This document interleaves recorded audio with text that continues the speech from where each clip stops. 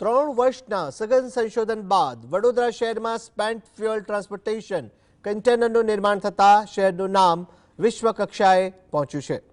Nuclear reactor પ્લાન્ટમાં વપરાયેલા fuel રોડ્સના સુરક્ષિત પરિવહન અંગે સંગ્રહિત રાખવાના સાધનો તરીકે સ્પેન્ટ ફ્યુઅલ ટ્રાન્સપોર્ટેશન કન્ટેનર ઉપયોગી છે. વડોદરાની વિવિધ હાઈફેબ કંપની દ્વારા 3 વર્ષના સંશોધન બાદ સ્થાનિક કક્ષાએ આ સાધનો તૈયાર કરાયા તેમજ કેન્દ્ર સરકારની વિવિધ એજન્સીના તબક્કાવાર પરીક્ષણમાં ખરા ઉતર્યા છે, જેથી તેને કુડમકુલમ ન્યુક્લિયર પાવર પ્લાન્ટમાં મોકલાયા છે. ન્યુક્લિયર રિએક્ટર પ્લાન્ટમાં fuel transfer machine, spent fuel transportation container, storage rack એક સ્થળે બનતું હોવાથી એવી વિશ્વનો આ પ્રથમ બનાવ છે.